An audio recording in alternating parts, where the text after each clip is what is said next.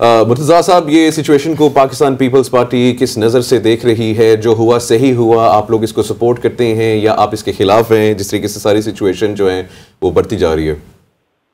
देखिए, बहैसियत सियासी जमात हम कानून की हुक्मरानी पर बिलीव रखते हैं और इदारों के एहतराम पर बिलीव करते हैं। हम समझते हैं due process of law follow होना चाहिए और हर शख्स के लिए यकसर कानून का इतलाक होना चाहिए। अब जो खान साहब के खिलाफ अदालती प्रोसेस चल रहा है, जो उनके खिलाफ इंक्वायरी इन्वेस्टिगेशन चल रही हैं, मैं समझता हूँ उनको कानून के मुताबिक हल होने की ज़रूरत है। किसी शख्स के साथ ज्यादती ना हो। बहैसियत सियासी जमात हमने हमेशा इस बात पर बिलीव किया है कि सियासी तौर पर ना मुकदमात बनने चाहिए, ना सियासी तौर पर किसी के खिलाफ कार्रवाई होनी चाहिए। लेकिन अगर कानून शिकनी के ऊपर कोई केस बनता है तो लोगों को उस केस का सामना करना चाहिए। और आखिर में अदालतें इस मुल्क की माशाल्लाह आज़ाद हैं। वो अदालत के ज़रिए लोगों को रिलीफ मिल सकती है। मुझे जो सबसे ज़्यादा बदकिस्मत सिचुएशन नज़र आती है वो ये कि जो आफ्टर मार्क था खान साहब की गिरफ्तारी के बाद, देखिए इस मुल्क की तारीख गवाह है। रिसेंट पास्ट में आप चले जाएं, मुल्क के वज़ीर आज़म को गिरफ्तार किया गया है, मुल्क के वज़ीर आज़म को डिस्क्वालीफाई किया गया है, साबिक सदर आसिफ अली जरदारी साहब को गिरफ्तार किया गया, उनकी बहन फरियाल तालपुर साहिबा को गिरफ्तार किया गया, पाबंद सलासल किया गया। लेकिन कहीं इस तरह का एहतजाज नहीं हुआ कि सड़कों को ब्लॉक कर दिया जाए, सरकारी अमलाक को नुकसान पहुंचाया जाए, दफातर के ऊपर काबिज होने की कोशिश की जाए। मैं कराची के हवाले से बात करना चाहूँगा। कल बड़ी अनफॉर्चुनेट सिचुएशन थी कि जो सरकारी बसेस थी उनको जला दिया गया। जो सरकारी आपकी वाटर बोर्ड की सेवरेज की गाड़ियां थी उनको जला दिया गया। रेंजर्स की जो चेक पोस्ट थी उसको आपने जला दिया। हमारी जो शारे फैसल है उसको आपने ब्लॉक करने की कोशिश की। ये मैं समझता हूँ बड़ी अनफॉर्चुनेट चीज़ है कि अगर सियासी जमात लोगों को रिलीफ देने के बजाय लोगों को खौफ और हरास में डालने की कोशिश करेगी, ये बदकिस्मत रिवायत है जिसको बहैसियत कौम हमें जिम्मेदारी के साथ रिजेक्ट करने की जरूरत है। ये सर, आपको लगता है ये एक सोची समझी साजिश थी या ये हो गया बस? आपका इस बारे में क्या कहना है? सोची समझी साजिश, मुझे तो एक मुनज़्ज़म प्लान नजर आता है पाकिस्तान तहरीक इंसाफ का कि चीज़ों को किस तरीके से डिस्टेबलाइज किया जाए। मैं समझता हूँ कि अगर आप देखिए, बड़ी जो बस है सरकारी, वो बस जो है एक आम आदमी इस्तेमाल करता है, मजदूर इस्तेमाल करता है, स्टूडेंट इस्तेमाल करता है, नौकरी पेशा शख्स जो है वो उसको इस्तेमाल करता है। अगर आप उस बस को जला देंगे, आप क्या साबित करने की कोशिश कर रहे हैं? अगर वाटर एंड सेवरेज बोर्ड की वो गाड़ियां जो कि आपके सेवरेज के निज़ाम को ठीक करती हैं, आपका जहां पानी जमा होता है उसको उसकी निकासी को यकीनी बनाती हैं, अगर आप उसको नजर आतिश कर देंगे तो अमलाक को नुकसान नहीं पहुंचाना चाहिए। मुर्तज़ा साहब, आपकी बात बिल्कुल दुरुस्त है। एब्सोल्युटली। और ऐसे अमलाक देखें जिसका मेरे आपसे मतलब एक आम आदमी से जो चीज पर्टेन करती है उसको अगर आप नुकसान पहुंचा रहे हैं। तो कराची शहर में कल जो है वो पेडेस्ट्रियन ब्रिज उन्होंने जलाने की कोशिश की इनके लोगों। ये बड़ी बुरी बात है, ऐसे नहीं करना चाहिए। हमारे साथ इन स्टूडियो मौजूद हैं हमारे ब्यूरो चीफ खालिद साहब भी हैं, वो भी कुछ आपसे पूछना चाह रहे हैं।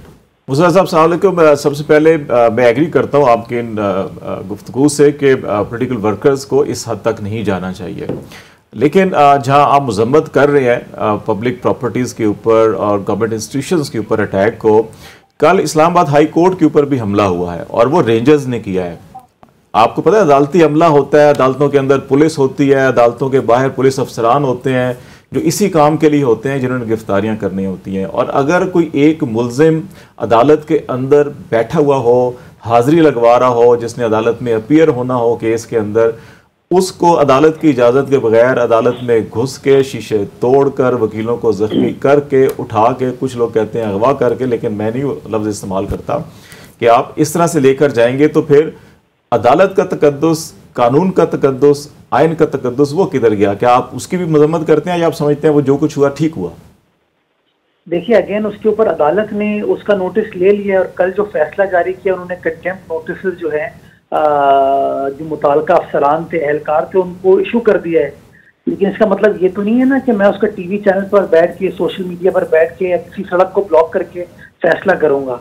देखें, हम फैसला कर लें कि हमें कानून को पामाल करना है या कानून को अपहोल्ड करना है। तो अगर अदालत खुद कार्रवाई कर रही है तो मैं समझता हूँ उनको तो एतमाद होना चाहिए इन चीज़ों के ऊपर, नंबर एक। नंबर दो, मैं आपको मिसाल देना चाहूँगा, ये आज सारी बातें खान साहब के लिए आपको याद आ रही हैं। आज से 5 साल पहले शजील मेमन साहब को इसी तरीके से सिंध हाई कोर्ट के नहीं, हमें जब जरदारी साहब को पकड़ा गया तब भी याद थी, जब बीबी शहीद हुई और पूरे पाकिस्तान के अंदर आग लगी, हमें तब भी सारी माहौल याद था, हम उसका हिस्सा भी थे, हम मुतासरा लोगों में से भी हैं उसमें। मैं तो अपना पॉइंट ऑफ व्यू आपको इस तरीके से कन्वे कर रहा हूँ कि सियासी लीडरान जो है इन चीजों को इस तरीके से रेजिस्ट नहीं करते।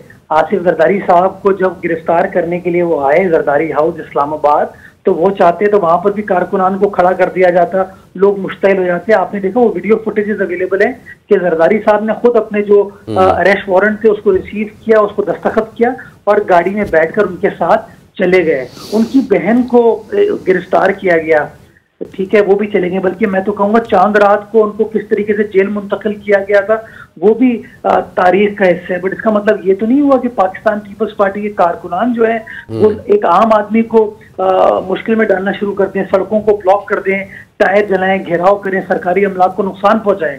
देखिए, अदालत अगर कार्रवाई कर रही है, आपकी फेवर में करती है, तो आप कहते हैं अदालत बिल्कुल ठीक है।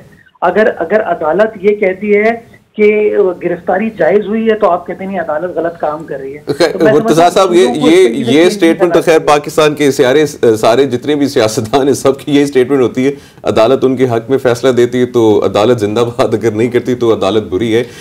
मुर्तजा साहब, ये जो तशद्दुद और जलाओ गिराव की बात हो रही थी, इसमें एक आपका मैं पॉइंट ऑफ व्यू लेना चाह रहा हूँ। कुछ ऐसी वीडियो सर्कुलेट कर रही है, हमारे अभी इंफॉर्मेशन आई है, आपने भी देखी हो शायद, कि कुछ लोग हैं जिन्होंने हाथों में पुलिस के डंडे पकड़े हुए हैं और उनके फेसेस कवर्ड हैं और वो जो है अमलाक को नुकसान पहुंचा रहे हैं। आप इसको कैसे देखते हैं?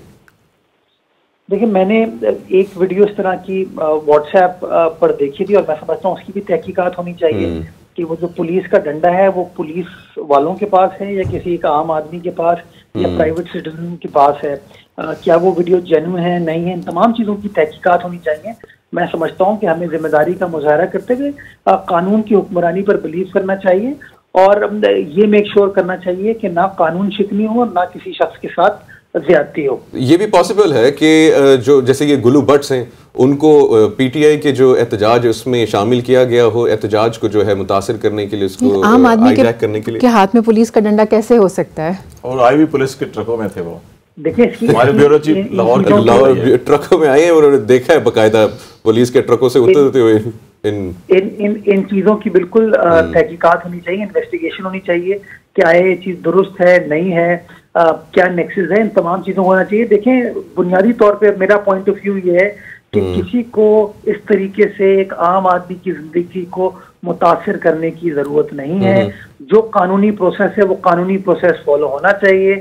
अगर किसी के खिलाफ कोई इंक्वायरी चल रही है तो जिस तरह और सियासी जमातों ने, लीडरान ने उन इंक्वायरीज को बहादुरी के साथ, जरूरतमंदी के साथ फेस किया, उसी तरीके से पाकिस्तान तहरीक इंसाफ के लोगों को भी फेस करना चाहिए।